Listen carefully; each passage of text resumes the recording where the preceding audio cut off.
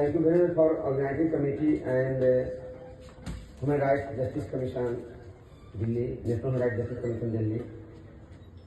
सभी लोगों ने सब कुछ बोला और हमारे मंच पर आसीन विनय sir, Vijay Kumar sir, Ajay sir, Sudhir Kumar, Kushwaha ji, Patel sir और Vikesh Kumar assistant commissioner environment, सभी लोगों को धन्यवाद देता हूँ। मंच पर कुछ शेयर करने का मौका मिला। हमारा जो है सब्जेक्ट है preconception and prenatal diagnostic and technique, माने भ्रूण हत्या आज बहुत बड़ा अपराध बन गया है, बहुत बड़ा श्राप बन गया है समाज के लिए, जहाँ तक हम जानते हैं। अगर हम जन्म से पहले स्त्री को, कन्या को और मार देते हैं तो क्या रहा समाज के लिए? आप IAS बनते, IPS बनते, जिंदा रहे तब तो कर सकता है। इसलिए हम लोग वो इस पर बहुत जोर लगाने और समाज को जारी करने की जरूरत है।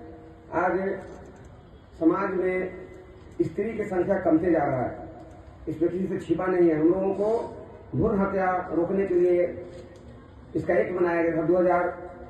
1994 में इसका एक्ट बनाकर पास किया गया 3A और K के अनुसार कि हम इसको अपराध के श्रेणी में रखेंगे। अगर कोई भ्रूण हत्या करता है, खासकर स्त्री जाति के लिए ही श्राप बन गया है और हमारा मानवता के लिए भी, कि हम लोग जिस मेडिकल सिस्टम के साथ हम बीमारी को ढूंढते हैं, उसी का उसका दुरुपयोग करके लिंग डिटेक्शन कर, लिंग परीक्षण कर उसको हम हत्या कर देते हैं गर्भ में ही।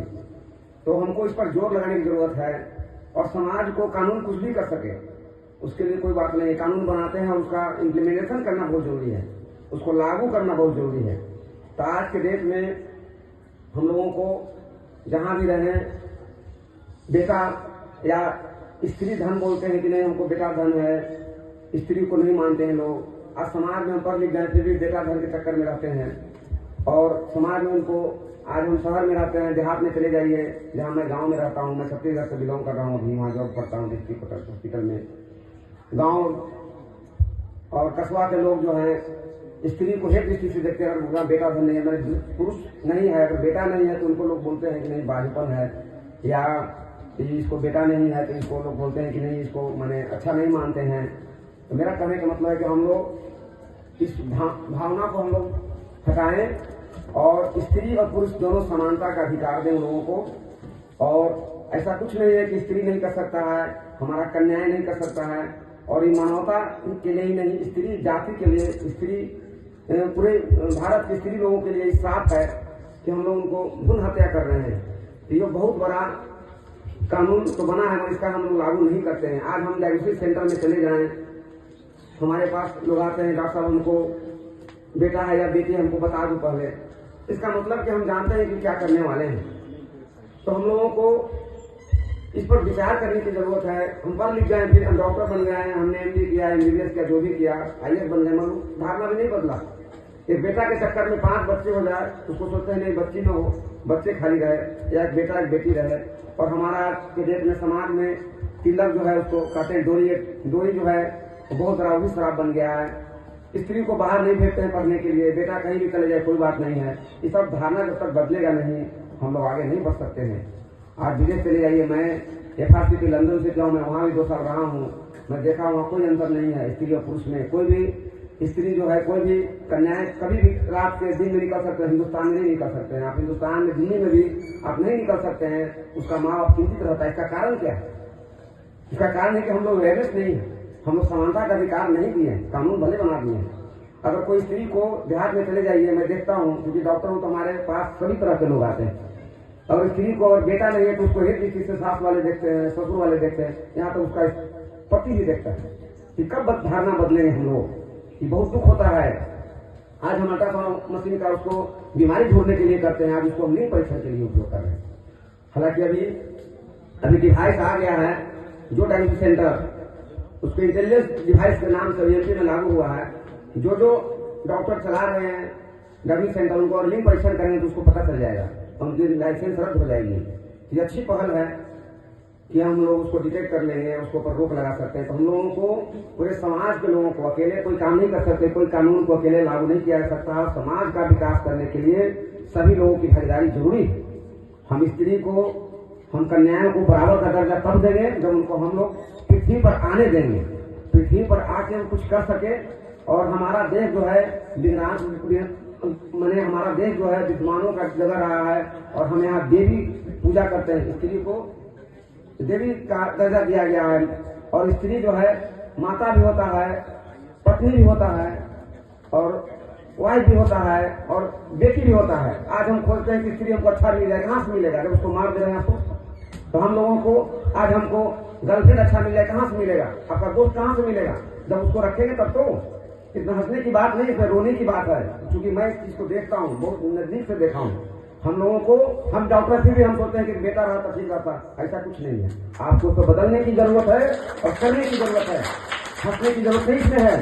हम जब तक अपने आप को दोषी सिद्ध नहीं कर लेंगे, नहीं गलत बात है, तब तक नहीं सोच सकते। अपने पहले दिल पर हाथ रख के देखिए, जो स्त्री यहाँ पर है, जो माँ बन चुके हैं, जो पिता बन चुके हैं, उनको सोचना चाहिए कि बेटा और बेटी में क्या अंतर है।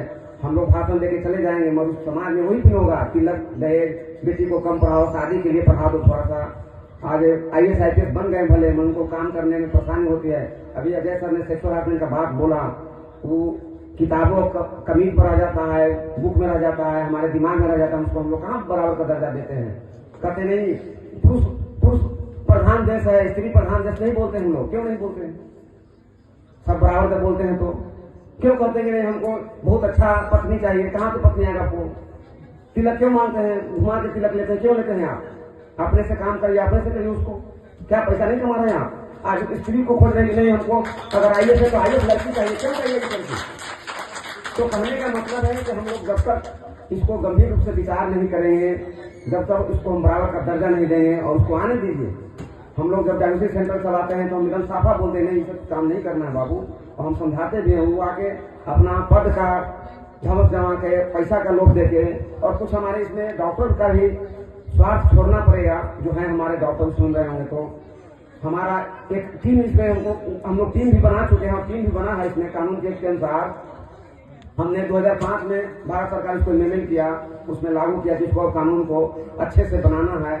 यहाँ ह्यूमन राइट्स का हम लोग आए हैं मंच पर, मगर इसका विरोध हम लोग अगर ह्यूमन राइट्स अगर चाहते हैं कि नहीं ह्यूमन राइट्स सबके लिए बराबर हो तो इस पर विचार करने की जरूरत है। एक्ट बना के उसको लागू किया गया। इसमें 10 वर्ष का 10,000 रुपया और 3 साल का सजा है, मगर लागू नहीं होता है क्योंकि आज तक किसी को सजा नहीं हुआ है। तो मैं तो चाहता हूं कि 10 लाख रुपया जुर्माना हो और 3 साल की सजा हो, ताकि इसको कानून को बहुत कड़ा बनाया जाए। मैं NRBC को लिखूंगा कि इसको कानून कड़ा बनाया जाए और उसमें डर पैदा किया जाए। दूसरा है कि हम लोगों को अवेयरनेस लाने की जरूरत है। समाज में हम लोग साथ में बैठते हैं, साथ में चलते हैं, तो जो कृतियां हैं, जो विचार हम लोग का दिमाग में, उसको हटाने की जरूरत है। मैं यही बोलूंगा, आज हमको मौका मिला है तो मैं यही लोगों से अपील करूंगा कि आप लोग जहां भी रहें, आप अपने लोगों को नहीं, अपने खुद सुधार करें, घर में सुधार करें कि नहीं मम्मी अगर हम IAS है तो हमको सिंपल लड़की मिलेगा तो चलेगा। IAS मत खोलिए उसको, पैसा का आप उसको मशीन मत समझिए। अगर स्त्री का बहुत रोल होता है, आपके हर वक्त साथ देता है, हर वक्त दुख और सुख में साथ देता है, आपका पारिवारिक आगे बढ़ाता है। आपका ये नहीं कहते कि नहीं मेरा बेटा रहेगा तो मेरा बन चलेगा, नहीं, बेटी से बस नहीं चलता है क्या? चलता है। विदेश में देखिए कितने राजा महाराजा बने हैं, कितने विदेश में प्रधानमंत्री बने हुए हैं। तो ये सब दिमाग से नहीं जब तक हटाएंगे, खास करके हिंदुस्तान में इस तरह का प्रॉब्लम है, विदेश में प्रॉब्लम नहीं है।